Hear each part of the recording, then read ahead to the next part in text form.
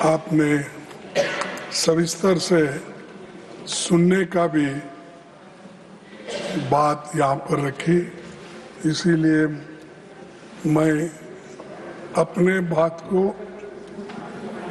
ठीक ढंग से रखूँगा और मैं यही चाहता हूँ कि सरकार के लोग ठीक से सुने और इसका उत्तर वो ठीक से दे, यही मेरी अपेक्षा है और आप मुझे डेफिनेटली सपोर्ट करेंगे, ये मेरी आशा है। सर, मैं शुरू करता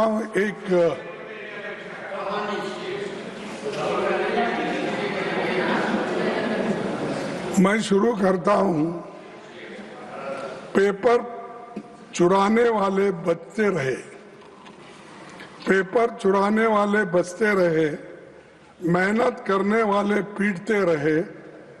ये कैसा न्याय, ये कैसी रीत, गुनाहगार हंसते रहे, मासूम सिसकते रहे। यानी मासूम लोग आज मासूम, तो ठीक है, आपका हिंदी बहुत अच्छा होगा, आपका हिंदुस्तानी भी अच्छा होगा, मेरा भी थोड़ा हिंदुस्तानी सुनिए।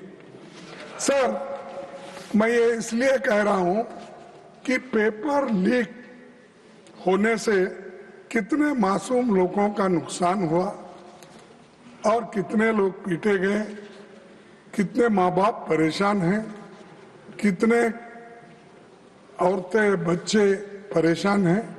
इसको जाहिर करने के लिए ये बात मैंने आपके सामने रखी। सभापति जी, आप अभी पब्लिक एग्जामिनेशन अमेंडमेंट बिल 2026 में जो जहाँ चर्चा के लिए आई है, उसमें सिर्फ आंकड़े बदले हैं। मेरे पास पूरा ये है बिल, तो उन्होंने पढ़ा, वो बिल मेरे पास भी है। इसमें सिर्फ आंकड़े बदलते गए, उससे कुछ होने वाला नहीं है। ज्यादा जुर्माना, कड़ी सजा, special task force, fast track courts जैसे प्रावधान आपने इसमें रखा है, इससे कुछ फर्क पड़ने वाला नहीं। फर्क इससे पड़ेगा आप किस ढंग से इस एग्जामिनेशन को लेके चलेंगे और विदाउट पेपर लीक आप कैसा बनाएंगे, वो उस पे ऊपर निर्भर करता है। नहीं कि इसको हमने बढ़ाया 1 करोड़ से 10 करोड़ किया या 2 महीने से 6 महीने किया, इससे सुधारने वाला नहीं है। तो इसलिए मेरा कहना ये है कि ये तो नई बात तो नहीं है, लेकिन ये जो मजबूत कानून लाने के लिए हमने 2024 में ही इसकी मांग रखी थी, लेकिन तब आपने हमारी इस बात को नहीं माना और उधर से अभी अपने भाषण में कहा कि आप लोगों ने नहीं माना। लेकिन इस मजबूत कानून को ठीक करने के लिए हम बार बार आपके सामने कहते रहे, लेकिन आप किए नहीं। लेकिन 2 साल के बाद आप जो काम कर रहे हैं उसे 2024 में ही क्यों नहीं किया? अब कर रहे हैं 2024 में, यानी 2 साल पहले आप क्यों नहीं किए? क्योंकि तब आपको राजनीति करनी थी, लोकसभा चुनाव सामने थे। राहुल गांधी जी भारत जोड़ो न्याय यात्रा में लगातार पेपर लीक और युवाओं के भविष्य का मुद्दा उठा रहे थे। आप ये करते तो क्रेडिट नहीं मिलता था उस वक्त, इसीलिए आप उसको छोड़ दिए। तो उस समय परीक्षा व्यवस्था को सुधारने की बजाय आप जल्दबाजी में ऐसा कानून लाए जिसे 2 साल में ही आपको संशोधित करना पड़ रहा है। सभापति जी, इस अमेंडमेंट बिल का हम स्वागत करते हैं, लेकिन ये अभी भी अधूरा है। ये पेपर लीक होने के बाद भी इसकी कार्रवाई को मजबूत करना ये जरूरी है।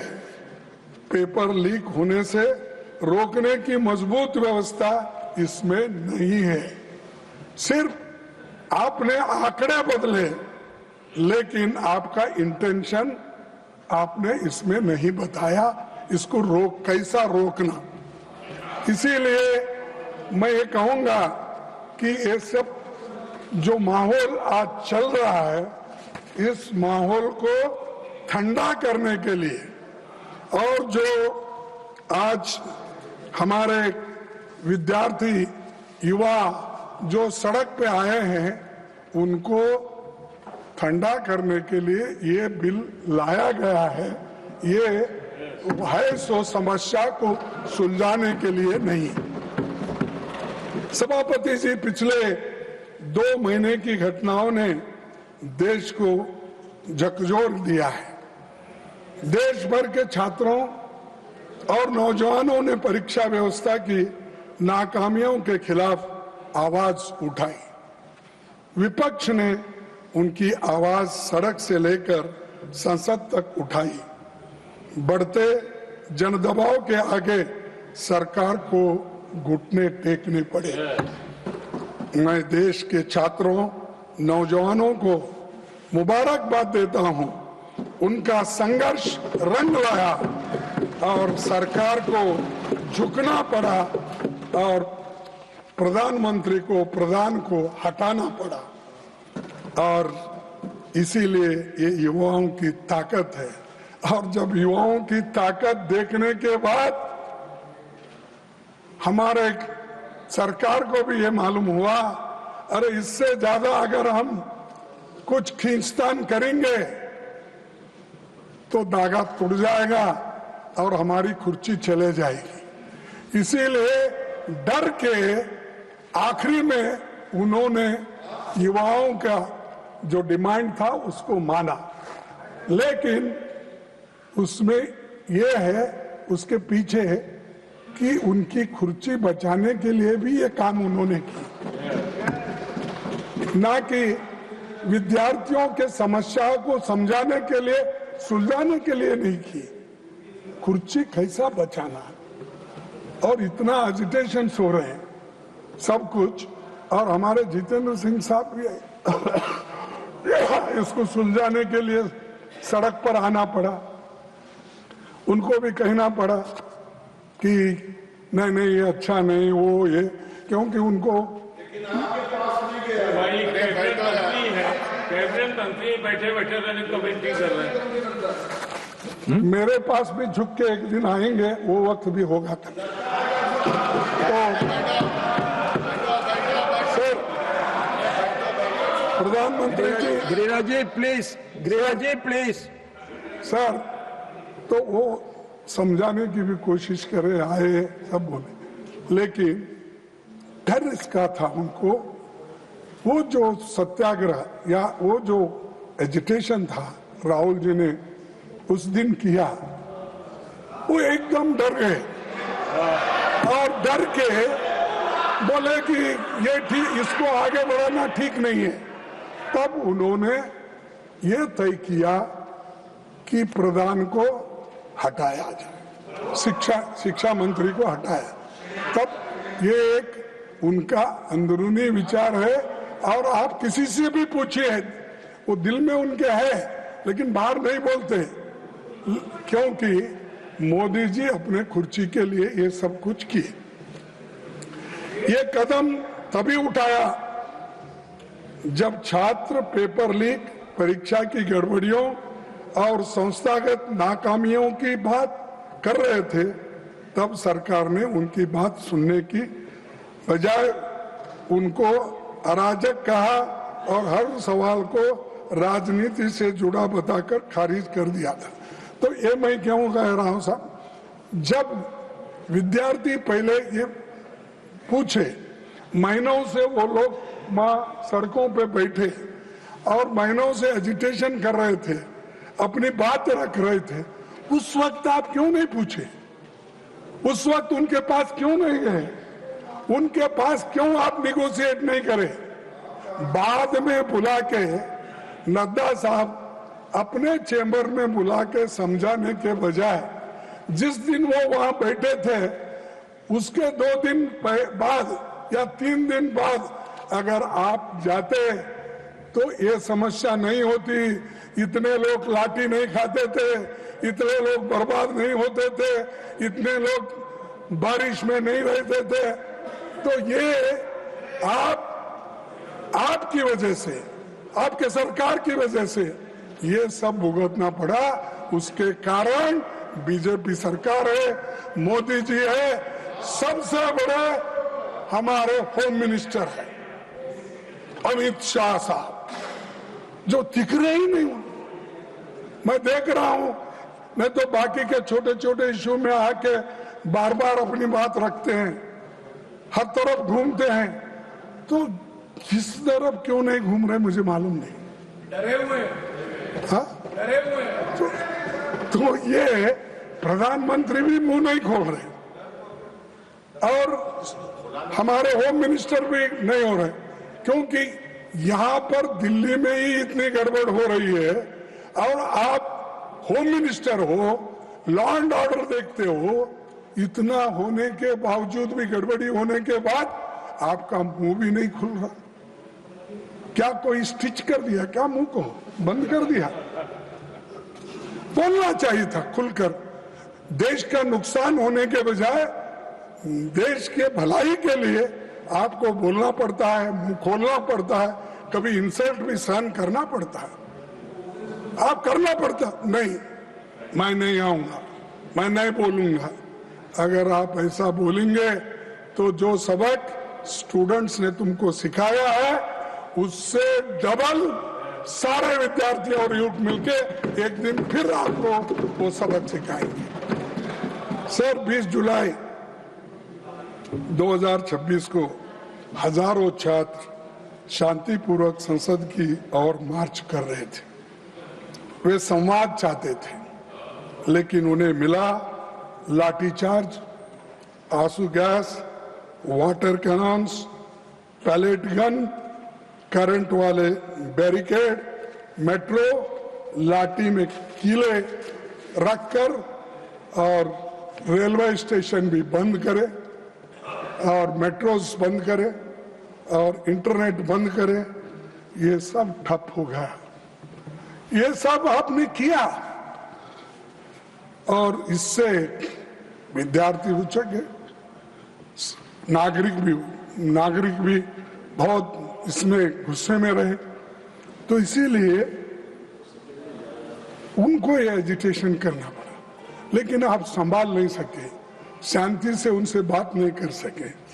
100 से अधिक छात्र इस एजिटेशन में जो थे वो घायल हो गए और आईसीयू में वेंटिलेटर राम मनोहर लोहिया हॉस्पिटल में पड़े बहुत से, और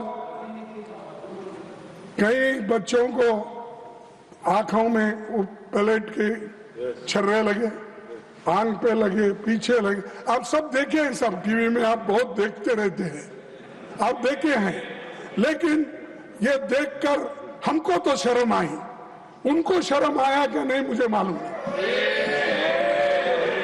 जो मुझे शर्म आया, अरे मेरे विद्यार्थी जो गांव से आए, स्टेट से आए, उन बच्चों को पैलेट्स का यूज करके उनको मार रहे हैं और हॉस्पिटल में गिरे हैं। किसका आंख गया, किसका कान गया, किसका हाथ गया, किसका पैर टूटा। इसका जिम्मेदार कौन है? इसका जिम्मेदार आप है, होम मिनिस्टर है। आप बंद कमरे में रह के आप सुन रहे होंगे मेरी बात, लेकिन आप बंद कमरे में रह के बहुत दिन छुप नहीं सकते, एक दिन हम बाहर खींच के लाएंगे और जनता के सामने हम दिखाएंगे इनके देश में क्या है।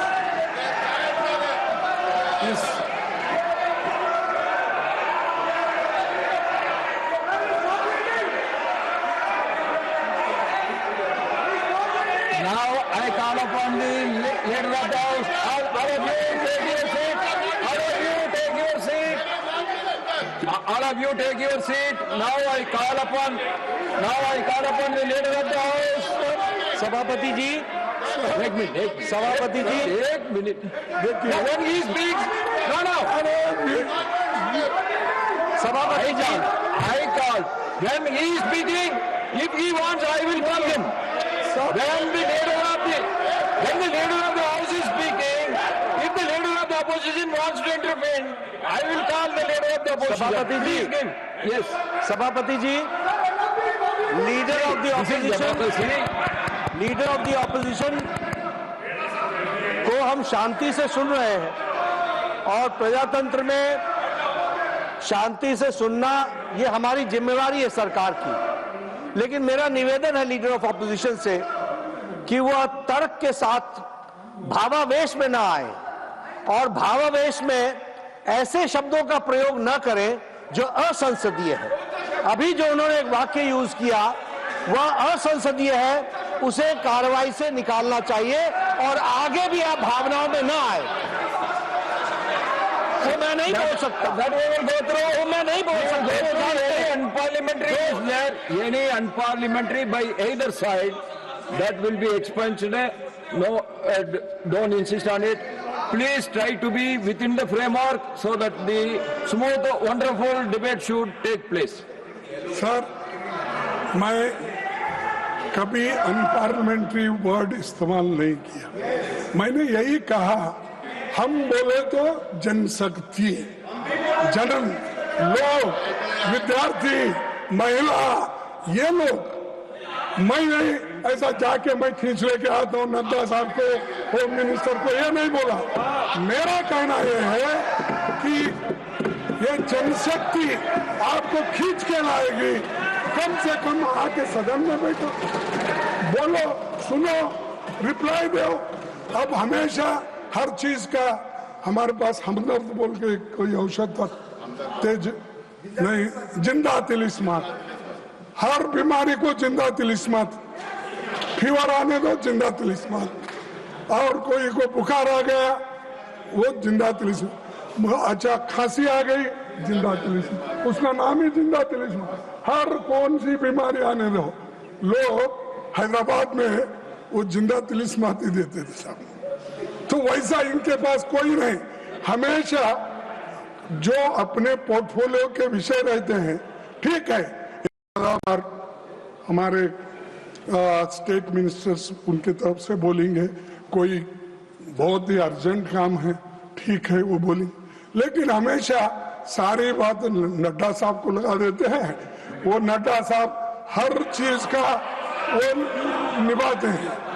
और उसके बाद अब जितेंद्र सिंह आए, हर चीज को उनको आगे करते हैं। और ये सब क्या है, ये सब जिंदा तिलिस्मात का काम कर रहे हैं।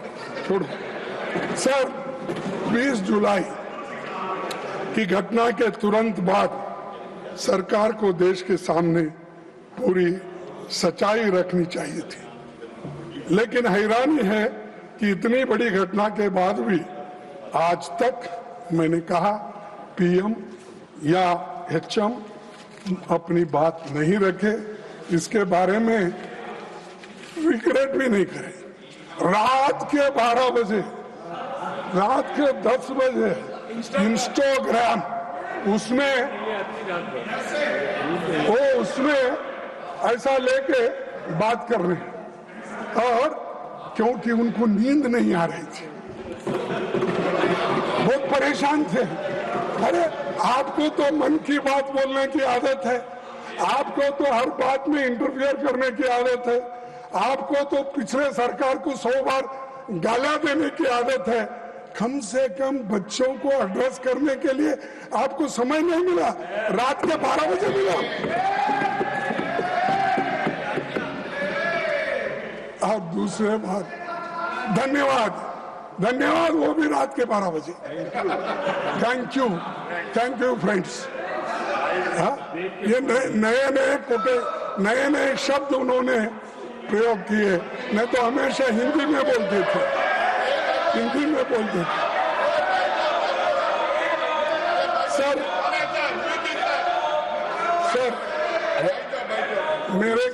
सर अरे कोई पार्लियामेंट्री नहीं है मेरा, क्यों दिखा रहे तुम? कुछ नहीं उसमें। सर मैं आपसे पूछना चाहता हूँ, आपके माध्यम से उनको पूछना चाहता हूँ, लाठी चार्ज कराने के लिए, आंसू गैस करने के लिए, छोड़ने के लिए पैलेट गन के इस्तेमाल का आदेश किसने दिया? कौन लाठी चार्ज का आदेश दिया, आंसू गैस का दिया और पैलेट गन का इस्तेमाल करने के लिए आदेश कौन दिया? नहीं, आप स्टेटमेंट दे सकते थे, लेकिन आप नहीं, क्योंकि आप होम मिनिस्टर को हिफाजत करना चाहते हैं, लेकिन बहुत दिन हिफाजत नहीं कर सकते। नहीं होता साहब, अगर आदमी झूठ बोलता है तो एक बार उसका बाहर निकलना पड़ेगा बंटवार। तो इसीलिए आपके लोग आए, सादे कपड़ों में छात्रों को पीटने वाले लोग कौन थे? दिल्ली पुलिस किसके अधीन है? सीआरपीएफ एंड रैपिड फोर्स किसके आदेश पर काम करता है? इस पूरे घटनाक्रम का सर्वोच्च सूत्रधार कौन थे? अच्छा, मुझे मालूम नहीं। देश इन सवालों का जवाब चाहता है। अगर गृह मंत्री इनके जवाब नहीं दे सकते तो उन्हें इस्तीफा देना चाहिए। इन सवालों का जवाब अगर उनके पास नहीं है, अगर वो सफाई नहीं दे सकते यहाँ आकर, वो सदन में आके ही देना, मैं बाहर पूछ रहा हूँ थोड़ी, तो आना और वो देना चाहिए।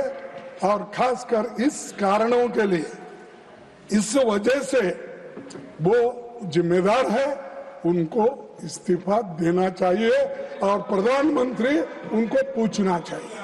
लेकिन प्रधानमंत्री की हिम्मत होती है या नहीं मुझे मालूम नहीं, लेकिन ये उसके जिम्मेदार है। जो चीजें मैं आपके सामने रखा, अगर वे इस्तीफा नहीं देते तो प्रधानमंत्री को उन्हें पद से हटाया जाना चाहिए और दूसरे बर्खास्त करना चाहिए। यह सिर्फ दिल्ली का मामला नहीं है, बिहार, उत्तर प्रदेश, आसाम में छात्रों पर हुई बर्बरता पर भी केंद्र सरकार चुप क्यों है? बिहार में, बंगाल में, बिहार में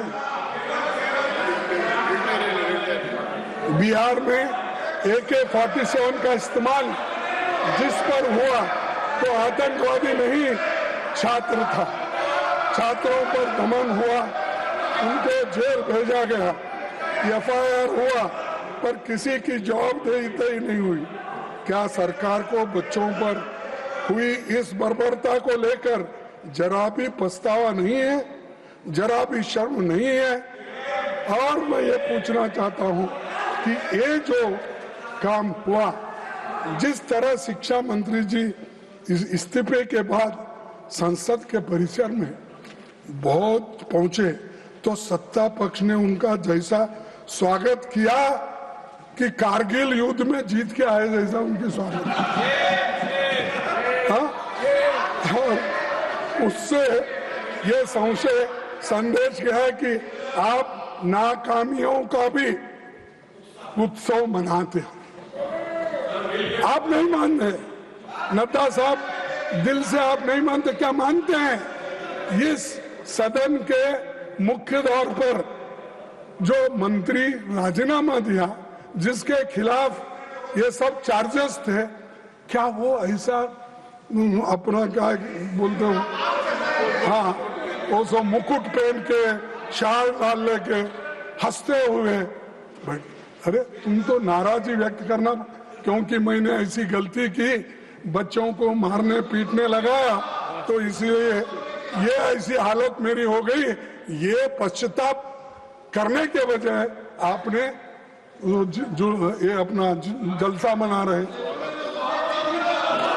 और दूसरी बात, सबसे बड़ा सवाल आज भी वही है, जब जंतर मंतर पर 1 महीने से ज्यादा समय तक शांतिपूर्ण आंदोलन चल रहा था, तब सरकार ने संवाद का रास्ता क्यों नहीं चुना? एक मंत्री के इस्तीफे के शिक्षा व्यवस्था नहीं बदल दी, यानी एक मंत्री को इस्तीफा देता है उससे पूरे व्यवस्था, शिक्षा की व्यवस्था बदलती, ऐसा मैं तो नहीं मानता, क्योंकि वो एक कारण, लेकिन इसको अगर आपकी सिस्टम वही रहेगी, आपका प्रयास वही रहेगा, तो निश्चित रूप से आप इसको सुधार नहीं सकेंगे। अब मंत्री तो गए, वो बात और है, लेकिन इसको सुधारने की कोशिश आप अभी भी नहीं कर रहे। सर, उल्टा हमेशा उनकी आदत है, हम जो बोलते हैं उसका उल्टा करना। अगर इंस्टीट्यूशंस वही रहेंगे, एनटीए वैसी ही रहेगी, एग्जामिनेशन सिस्टम नहीं बदलेगा और जवाबदेही तय नहीं होगी, तो कुछ महीनों के बाद फिर कोई नया पेपर लीक होगा और हम फिर इसी सदन में यही बहस हम लोग करते रहेंगे। क्योंकि पेपर लीक के बारे में आपने जो बिल रखा वो एक तरफ है, लेकिन इसको रोकने के लिए क्या करें वो इम्पोर्टेंट था, लेकिन आप सिर्फ लोगों को आपको रोकना। सर, सभापति जी, सरकार की नाकामी के सबसे ताजा मिसाल नीट यूजी 2026 है, जिसमें 22 लाख से अधिक छात्र बैठे थे। पेपर लीक हुआ, परीक्षा रद्द करनी पड़ी और बाद में पता चला कि परीक्षा से लगभग 15 दिन पहले बाजार में पेपर गुम रहा था। जांच में पता चला कि शिक्षा तंत्र में घुसा एक संगठित नेटवर्क नासिक, सीकर, दिल्ली, जम्मू कश्मीर, बिहार, केरला और उत्तराखंड तक ये फैला हुआ था। गिरोह खुलेआम काम कर रहा था, पर सरकार सोई हुई थी। क्या आपके पास इंटेलिजेंस नहीं है? क्या आपके पास आईबी नहीं है? क्या हर स्टेट, आपके हर जगह तो डबल इंजन है, सरकार है, डबल इंजन सरकार, क्या वो लोग इंफॉर्मेशन नहीं देते? क्या आप कलेक्ट नहीं करते?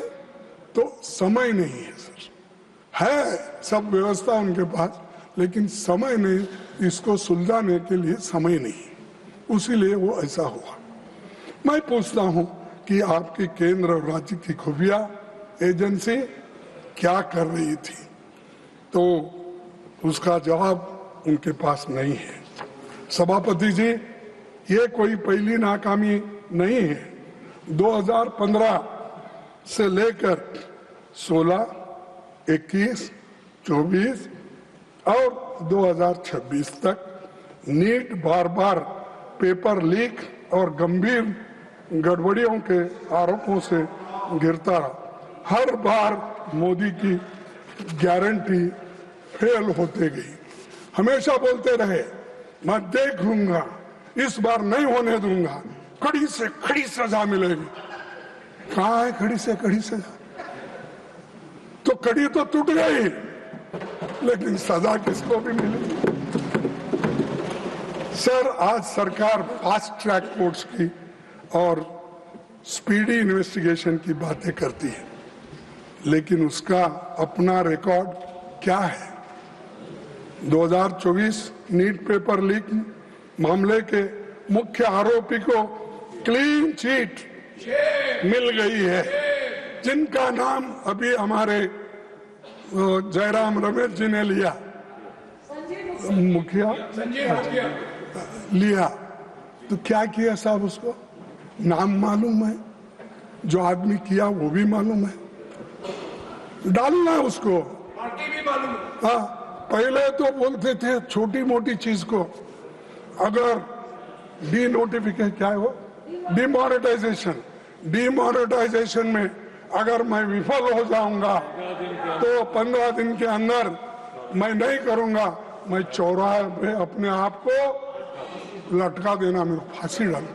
ये उन्होंने कहा, मैं मजाक से नहीं कर रहा हूं, आप ही के बात है, लगाओ ना इसको।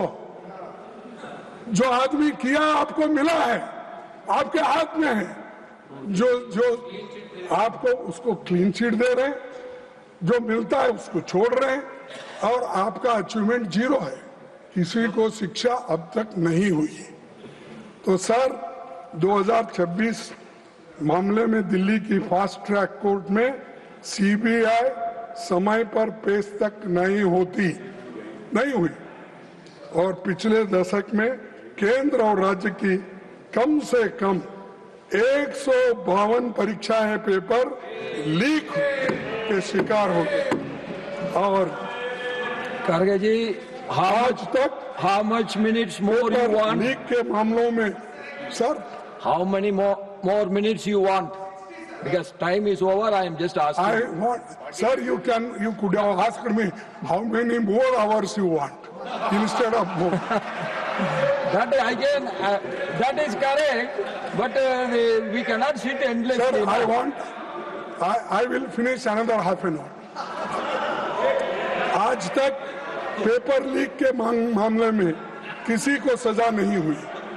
जब जांच और जस्टिस का यही हाल हो तो केवल कानून में कड़ी सजा लिख देने से न्याय नहीं मिलेगा। हर लीक लाखों छात्रों को यह संदेश देती है कि उनकी मेहनत की सरकार की निगाह में कोई कीमत नहीं है।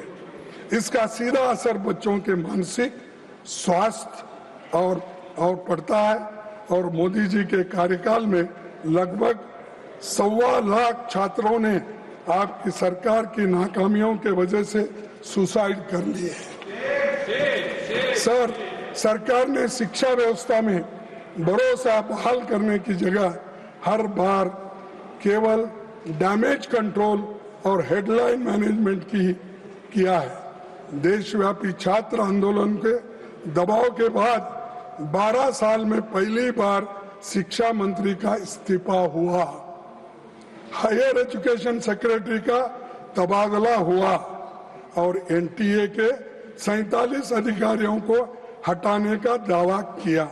लेकिन सर, इसमें मैं पूछ रहा हूं, 47 में कम से कम 15 जगह खाली है, और बाकी के तो लोग कॉन्ट्रैक्ट बेसिस पे हैं।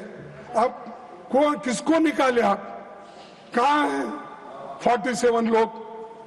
तो ये सब दिखाने के लिए, कहने के लिए मत करो, लोगों के दिल जीतने के लिए करो, ये महत्व का है, और बच्चों की हिफाजत करने के लिए करो।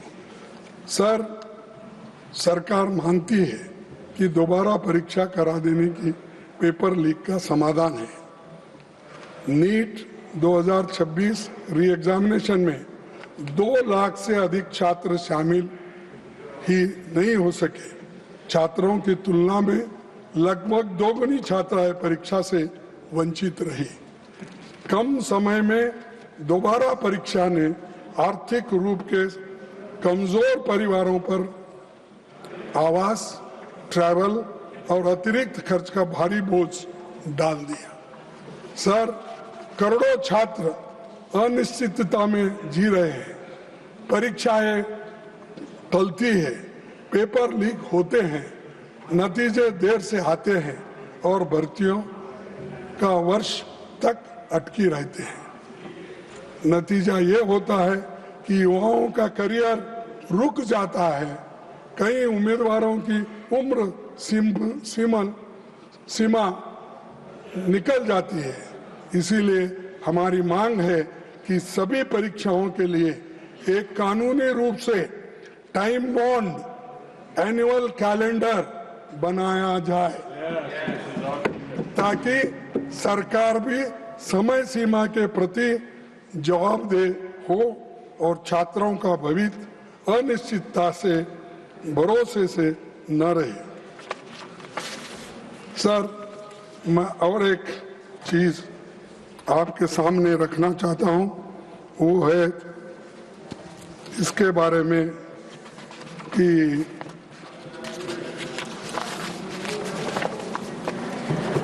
इस शिक्षा व्यवस्था की बीमारी का केवल एक लक्षण है।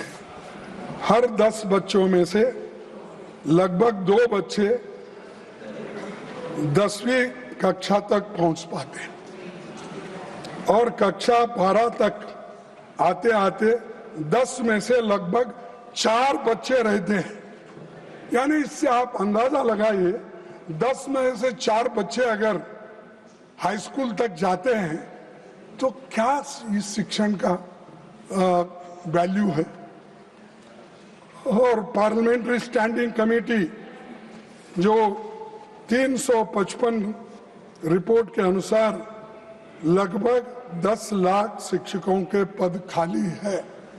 सर, 10 लाख शिक्षकों के पद खाली रख के आप अच्छी शिक्षा देना चाहते हो और आप अपना कल्चर बदलना चाहते हो और आप अपना देश का भविष्य विकास बनेगा। कहाँ है विकास तुम्हारा? अरे स्कूल में बच्चे की भर्ती नहीं हो रही है, टीचर्स की भर्ती नहीं हो रही है, तो आप इसके ऊपर सोचे कभी? 10 लाख खाली होने तक बैठे हैं। और दूसरी चीज, जब कक्षाओं में शिक्षक ही नहीं होंगे तो कोई भी शिक्षा नीति सफल नहीं होती। आप विकसित भारत की बात करते हैं पर 10 लाख खाली पदों को भरने के लिए कदम नहीं उठाते। सर, चुनौती हमारे शैक्षणिक संस्थानों की ऑटोनॉमी और एकेडमिक फ्रीडम का लगातार कमजोर होते जा रहा है।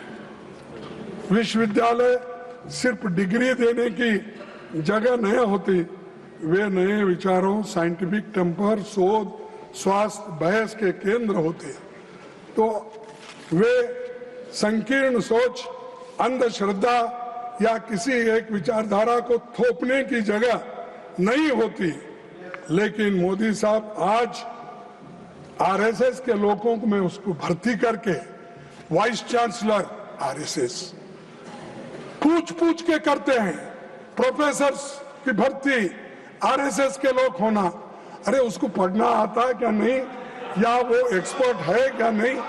दूसरे कौम के कोई लड़के नहीं है, कोई प्राध्यापक नहीं है, सिर्फ आरएसएस अटैच्ड लोग विश्वविद्यालय में भर्ती होते हैं। और वाइस चांसलर्स हर यूनिवर्सिटी में वो आरएसएस के लोगों को ही भरते हैं।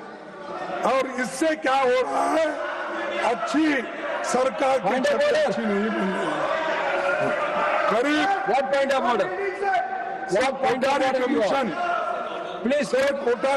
ने कहा कि जीडीपी का 6% एजुकेशन पे खर्च करना चाहिए, लेकिन आज हम 3% खर्च करते हैं।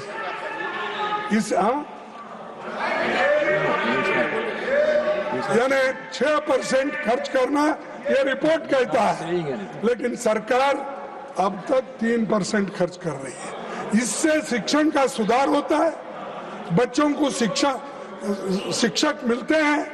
अरे थोड़े तो आप इसे ध्यान दो ना। और दूसरी चीज इसी का नतीजा है कि शिक्षा एक बड़ा कारोबार बन चुका है और प्राइवेट इंस्टीट्यूशंस सब खुल रहे हैं। उसके वजह से गरीब के बच्चे तंग और तबाह हो चुके हैं। आज देश में उच्च शिक्षा संस्थानों की संख्या 70,000 से ज्यादा है, जिसमें करीब 4 करोड़ 50 लाख छात्र दाखिला लेते हैं।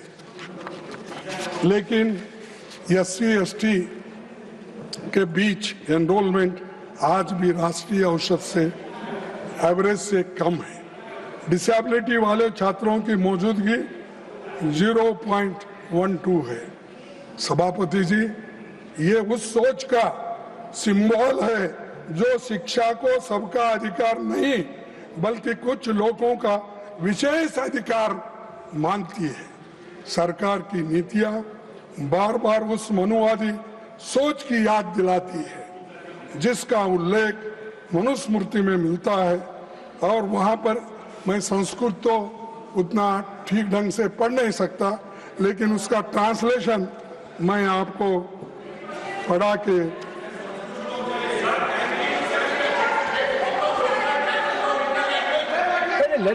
Let him speak, please take your seat. Ranchuji, please take your seat. Let him speak. If any objection is there, then we will look into it. अच्छा, ओरिजिनल टेस्ट के लिए लो बुक लो, मैं उसका ट्रांसलेशन करूं। हाँ? ये पढ़ो इसमें। आप तो अरे आप तो Pawan Kiran ji, you take your seat. ये मनुस्मृति है, पढ़ो इसको, मैं देता हूं मैं आपको।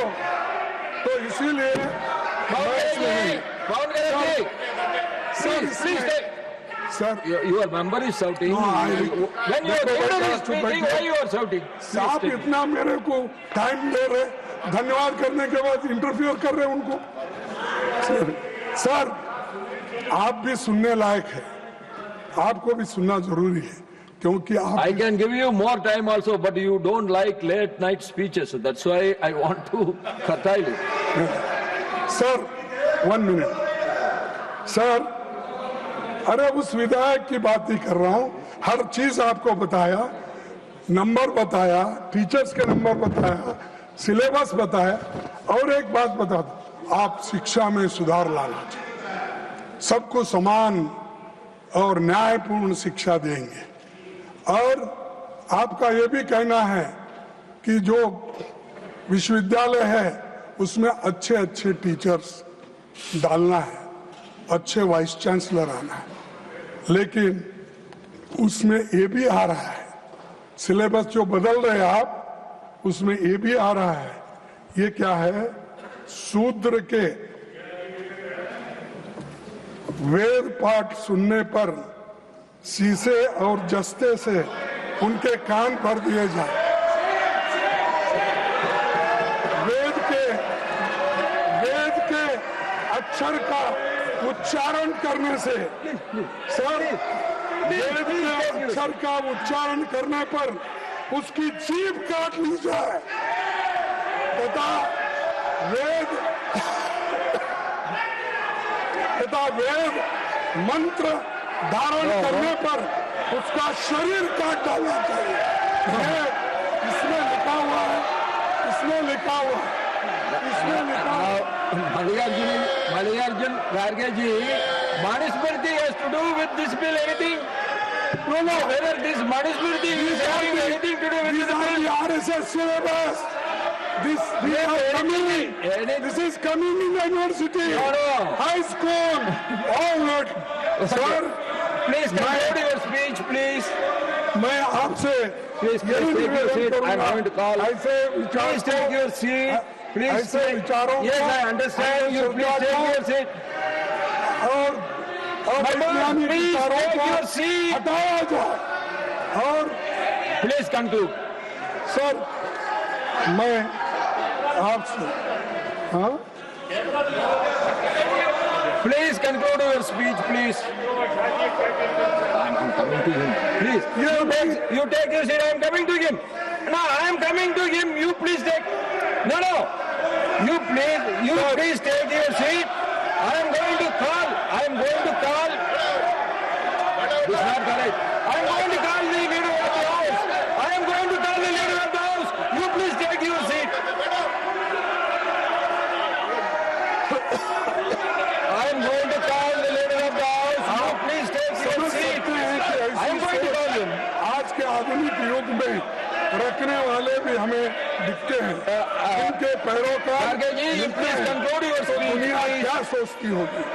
सभापति जी, यूपीए सरकार ने हर I'm going to call the leader of the house. शिक्षा You का please take अधिकार your दिया seat. था।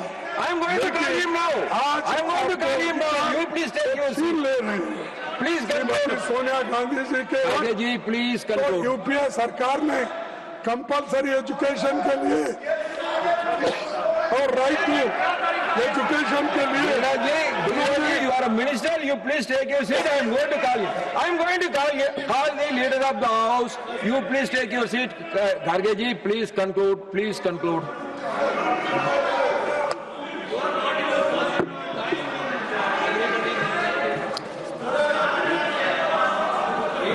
आप ऐसे सोच वालों को निकालना चाहिए।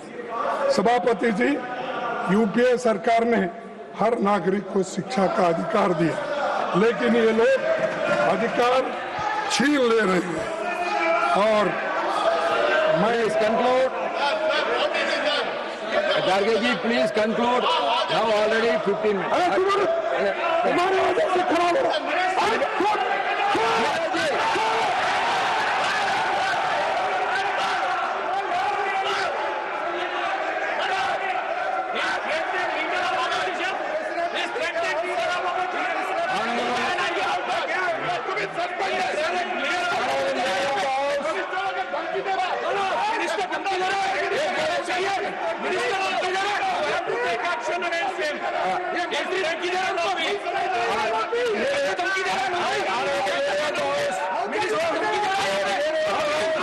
मैं आपका धन्यवाद करता हूं, लेकिन मैं जो बनारस यूनिवर्सिटी में पब्लिश हुई किताब को रेफर करते हुए और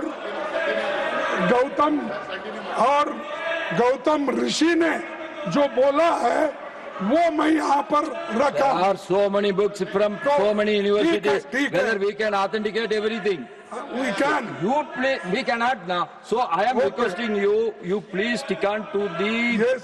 subject Sir. of the bill. सरकार Please, का ये please दायित्व take your seat. ऐसा Savaji, please take your नीति और seat. कारोबारी Please take माहौल तैयार करना है जो निवेश को आकर्षित करे।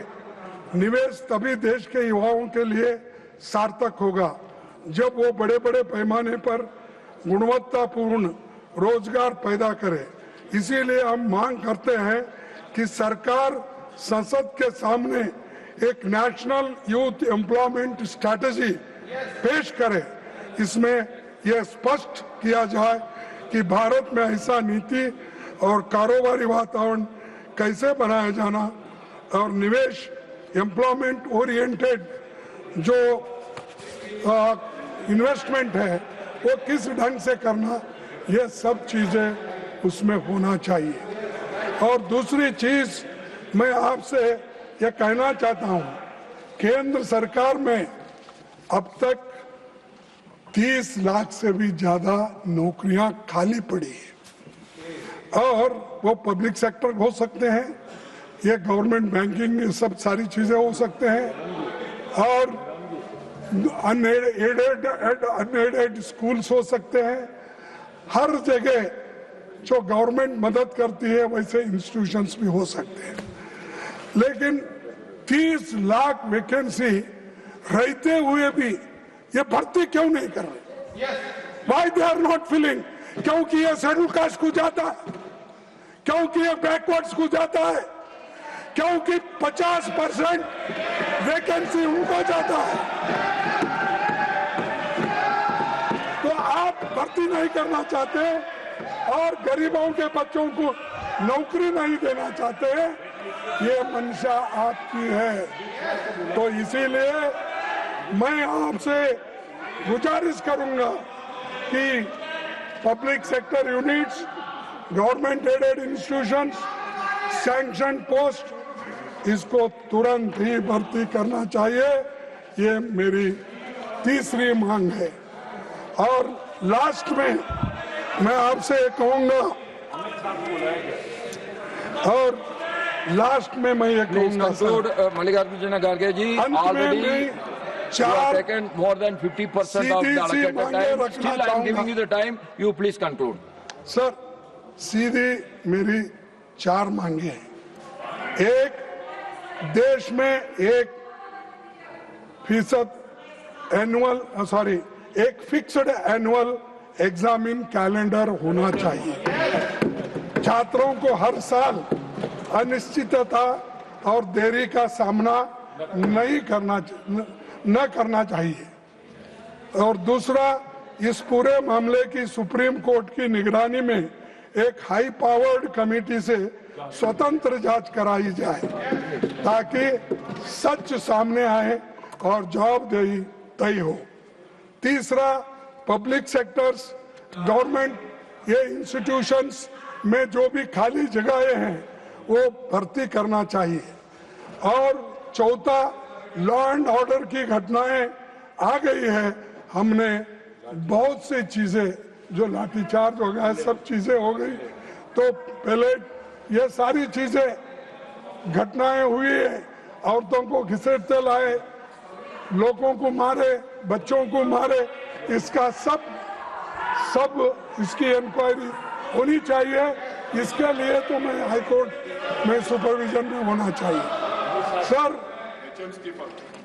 और एक किसान आंदोलन में किसानों के साथ तो आप ज्यादती किए, महिला पहलवानों का जंतर मंतर प्रदर्शन में सड़क पर घसीट के लाए, मणिपुर हिंसा हो गई, तो ये सब अब छात्रों पे बर्बरता हुई है। मैं आपसे विनती करता हूं, ये सबके कारण और सब ये सूत्रधारी जो है जहां भी बैठे होंगे वो फौरन इस्तीफा दे। अमित शाह साहब, होम मिनिस्टर, ये रेस्पॉन्सिबिलिटी ले, राजीनामा दे, तभी ये समस्या हम सुलझाएंगे और लोग भी इसको एक्सेप्ट करेंगे। धन्यवाद, आपने मुझे समय दिया, इसीलिए आपको भी दूंगा, सब सुने उनको भी दूंगा। श्रीमान ब्रिजलाल जी, टू कंटिन्यू प्लीज। धन्यवाद।